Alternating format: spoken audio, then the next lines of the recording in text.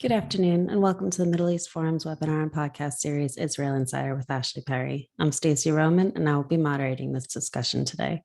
We're pleased to have Mr. Ashley Perry, advisor to the Middle East Forum's Israel office, join us here each Wednesday today at 4 p.m. Eastern to update us on all the events going on in Israel. Mr. Perry will be giving us a briefing on current Israeli affairs for 15 minutes, then open it up for questions. Should you wish to ask a question, please use the Q&A box located at the bottom of your screen to type your question. And now, with no further ado, I'll turn the discussion over to Mr. Ashley Perry. Thank you very much, Stacey, and good evening from Israel. Sorry to our American viewers for the mix-up with time. Israel moved its clocks, so while it remains 10 o'clock here, it's now 4 o'clock Eastern Standard Time. So there's a little bit of a change, a little bit of a mix-up, but hopefully, it won't be too long. I'm not sure when the Americans change their clock, and then we'll be back in line. Basically, the news is happening. We speak a lot about how the fact Israeli politics and what's going on in Israel is extremely dynamic. Things change here by the minute, by the hour. And sometimes I've said something on a webinar which proves differently. I think most of the time I got it right. I hope so. But sometimes, I say something, or I don't know about something, and then half an hour later it happens, or whatever it is. Well, I think this is the first time, arguably, where the news is literally happening as we speak. The moment that Israeli politics has been talking about, has been waiting for a while. There's a joke in Israel that during the Jewish festival season, Rosh Hashanah, Yom Kippur, and Sukkot, nothing gets done. It's a month of celebrations. It's a month of very little work done. So there's a sort of joke in Israel that nothing gets done. So you wait till after the holidays, after the Chagim, Achrei Chagim. If you speak to any politician this or last week, and I've spoken to a few, they basically said to me, Achrei Taksiv, after the budget. Everything has been focused on this.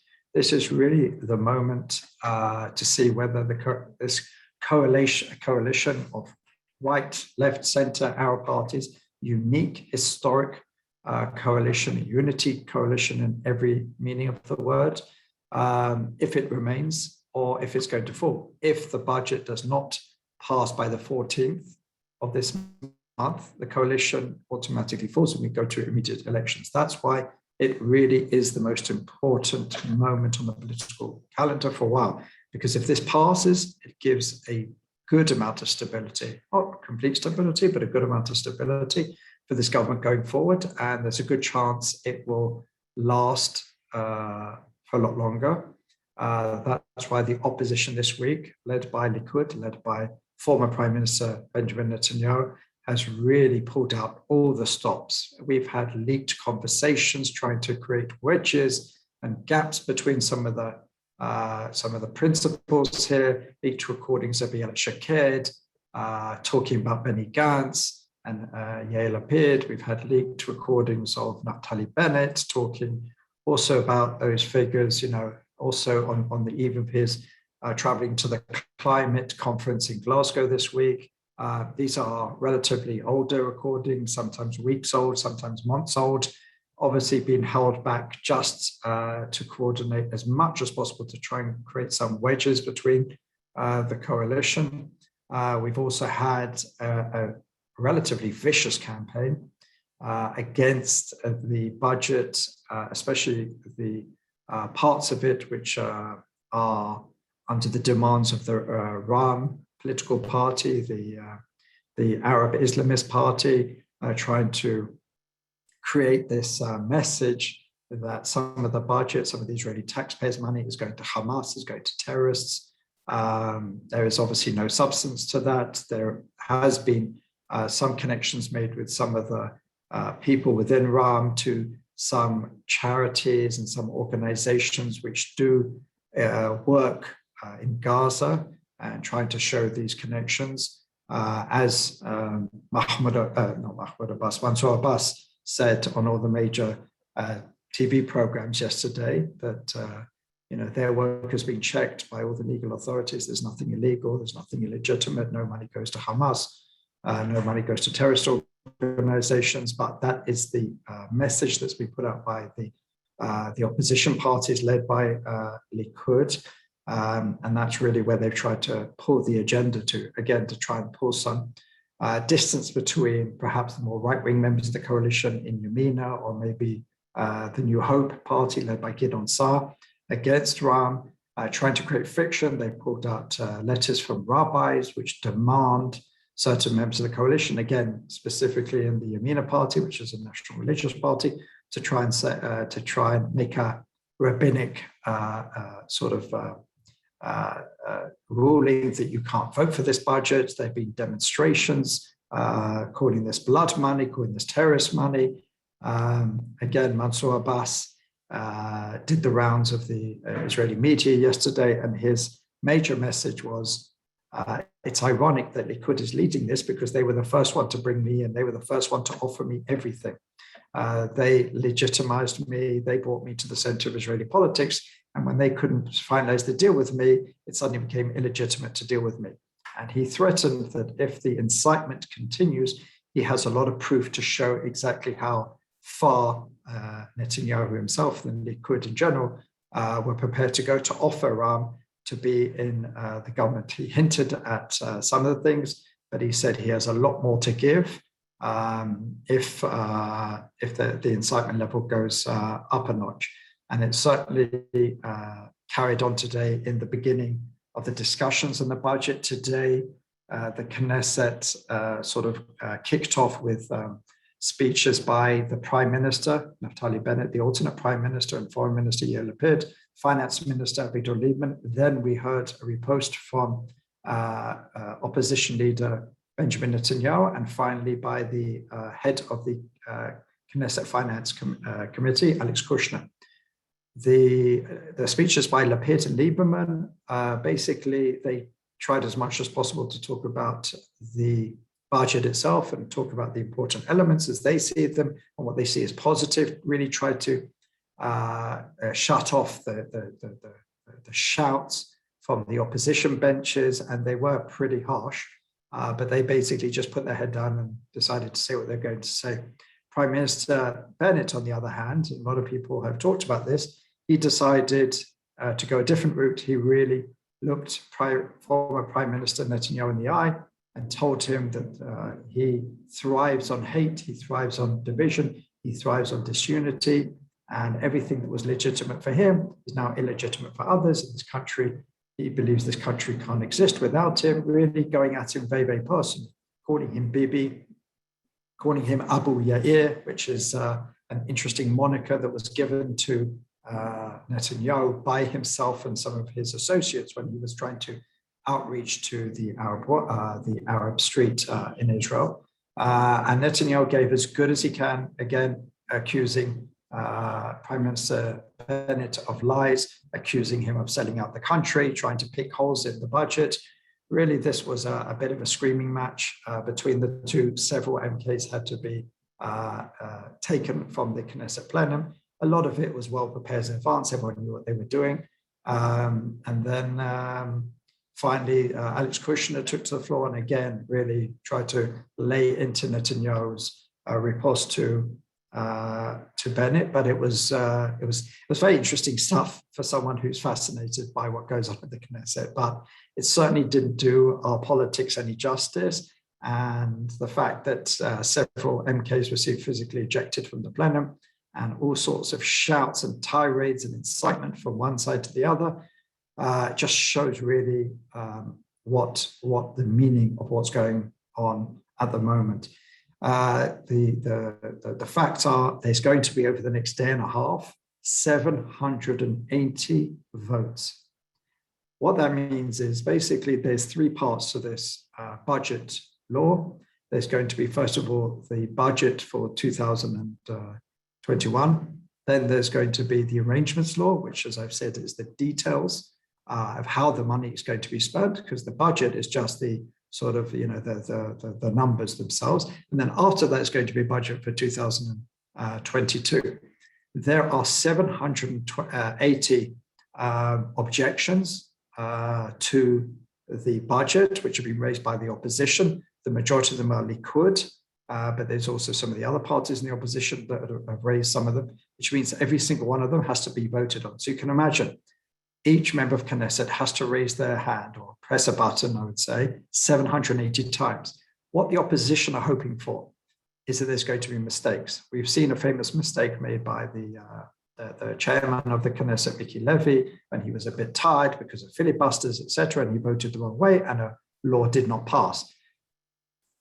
Every single member of the coalition opposition has to vote 780 times, has to know what they're voting on, has to know which way they're voting. And this is going to go into the night, and they're hoping that this will end either late tomorrow night or Friday.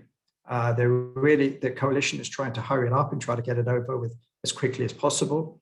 But basically, they're just to show again the remarkable nature of this lengthy debate.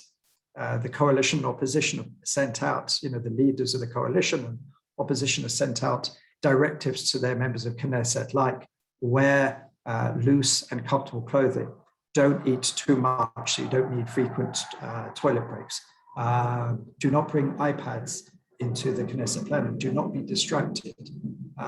And there's even been sort of on the jovial side, there's been a competition between the coalition and opposition who can bring more candy or sweets to the plenum. Both sides have shown that they went to the local market, they bought chocolates and sweets, candies as much as possible, and there's been a sort of jokey competition to see who can have the most, because the idea is that's a good snack. It'll give you a sugar buzz in the 3 or 4 o'clock in the morning when you're voting on the number 255 objection to the law. So everyone needs to be extremely alert. I've spoken with a few MKs. Some of them are, excited to be voting on this. It's 3.5 years since the Israeli people have had a budget. So they see that this is a great moment. But I'm sure that enthusiasm will wax and wane throughout the night, throughout tomorrow, as you can imagine, going through each and every one. It's going to be an extremely, extremely tedious affair. And the opposition really is hoping that there'll be mistakes. One important element that came out quite recently in the last hour is the joint list. Now, the joint list is a very important player in this. Why? Because although they're a part of the opposition, they certainly do not sit comfortably with the leader of the opposition, Netanyahu, or his right-wing religious, largely opposition group. The joint list is a group of nationalist, communist, or secular Arab parties sitting together. And they have decided that apart from their objections, they will not vote at all on the Likud.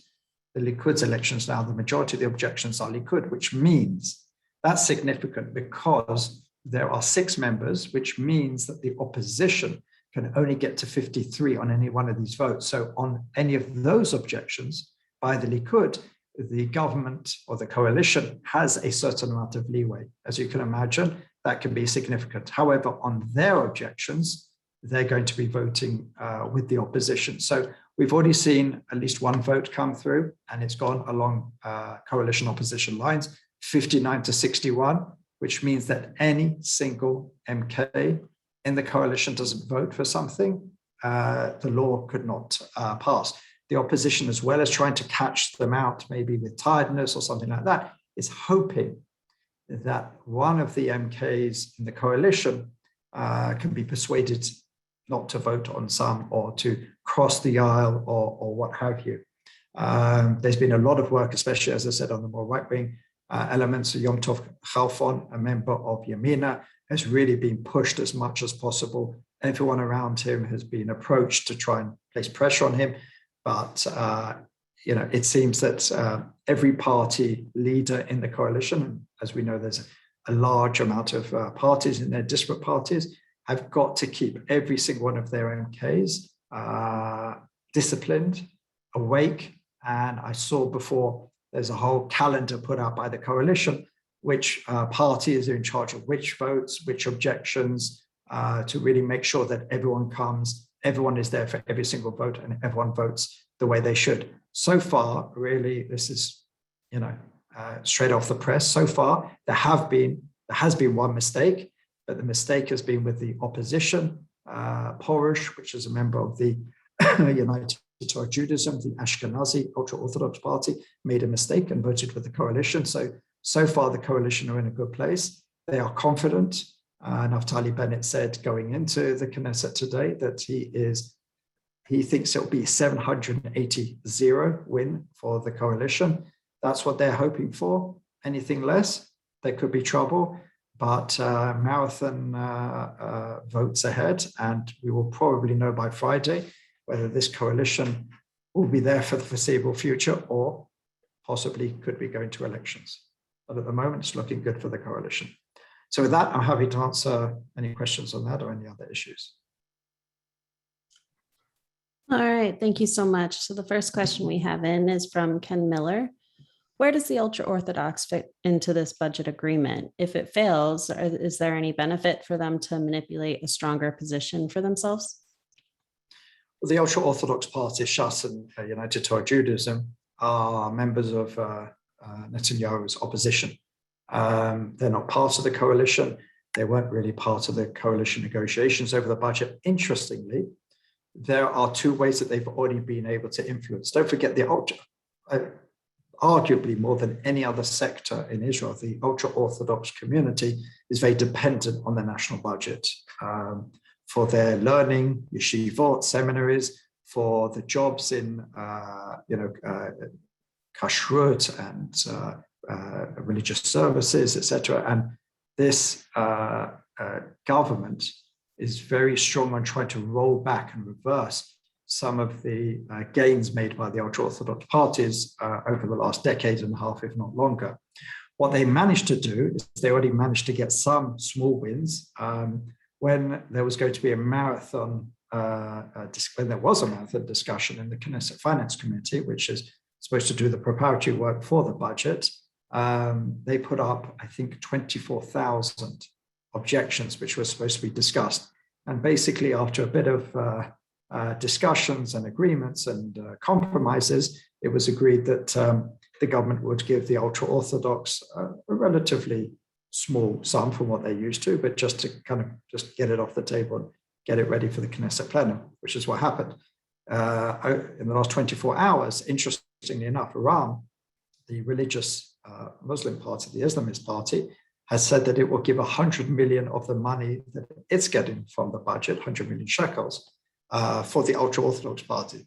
Now, why that's relevant is because there is this close relationship between the religious Muslim party, the Islamist party, and the ultra-Orthodox parties. They agree on many issues on the conservative level, whether it's on LGBTQ issues or whether it's surrogacy or many other issues.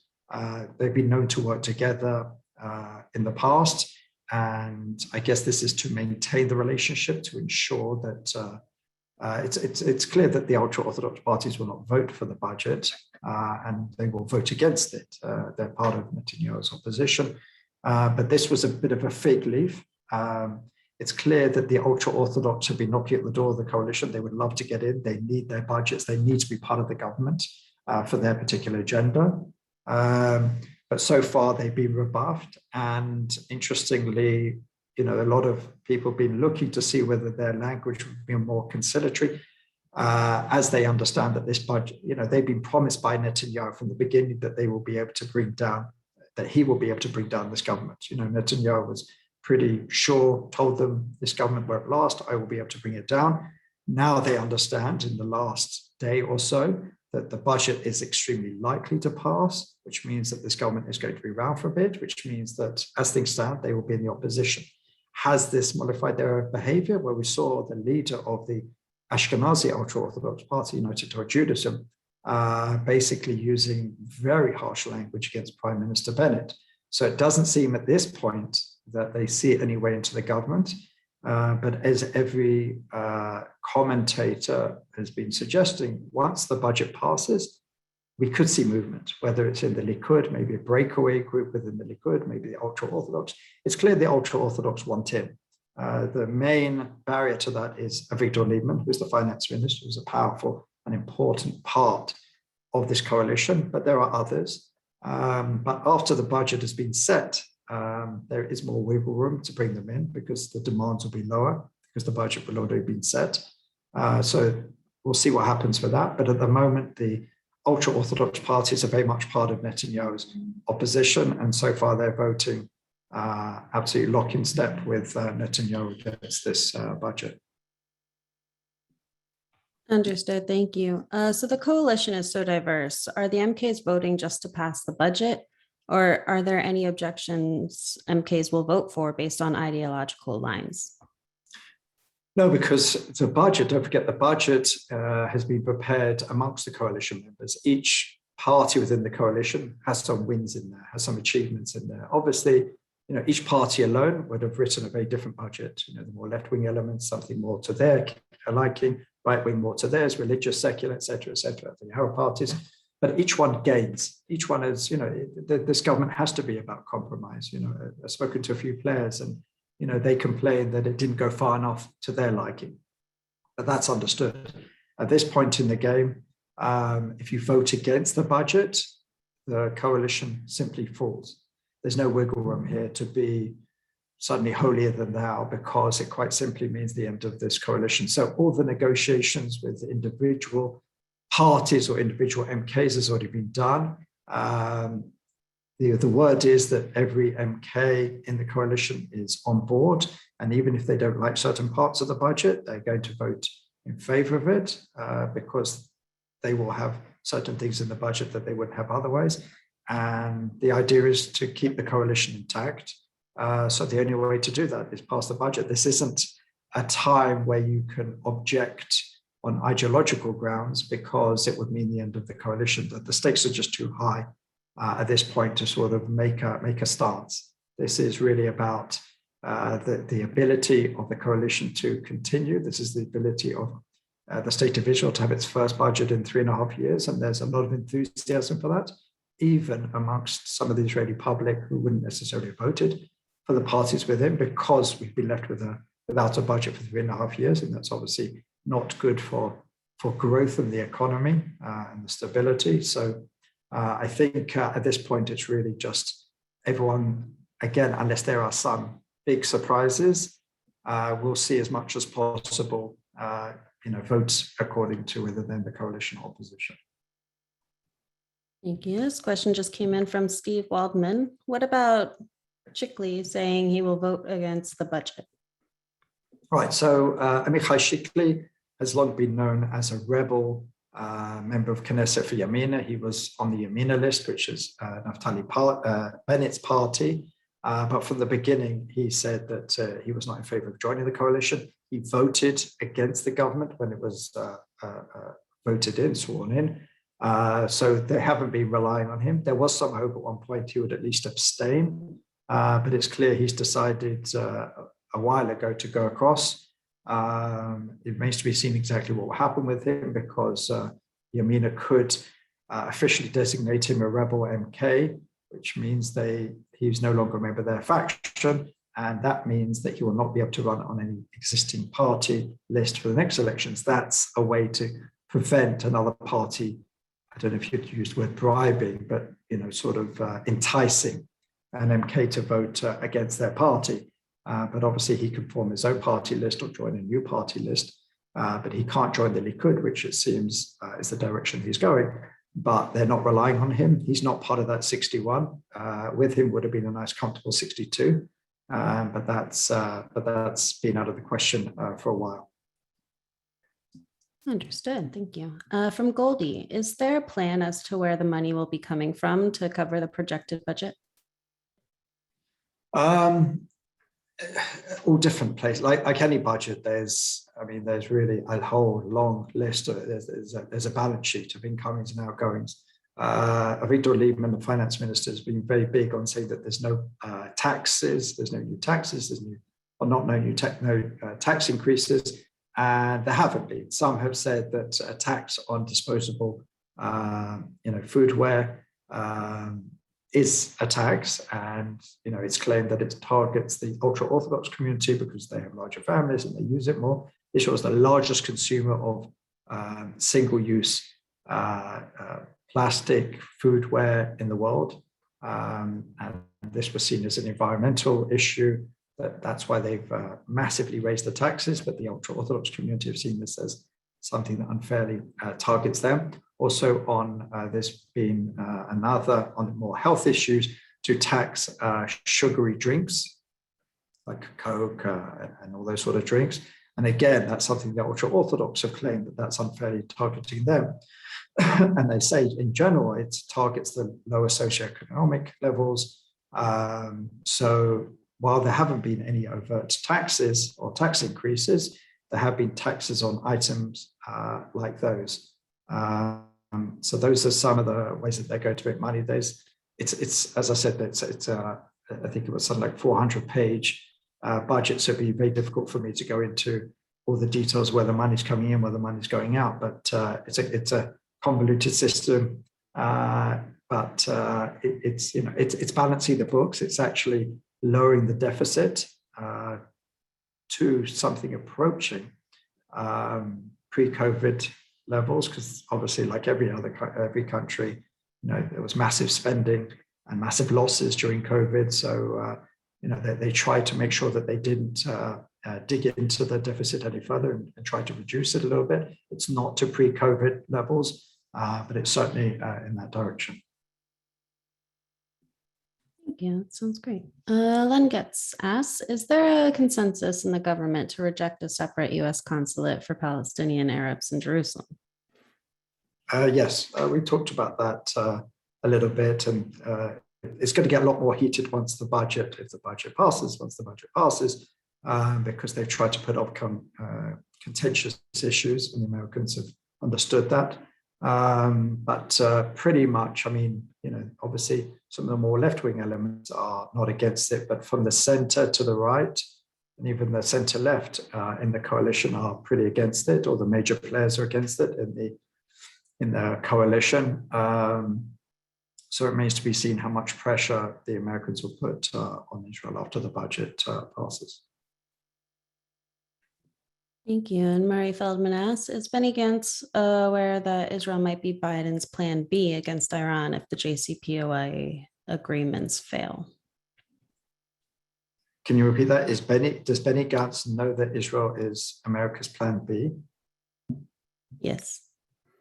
I don't really understand the question. Israel has, if I understand it correctly, Israel's not going to be used as a plan B for anyone. Israel has a plan A, B, and C. Israel has been preparing. Israel has budgeted for all sorts of contingencies, and it's preparing. Had a very impressive international Air Force maneuvers over the last week with air forces from around the world.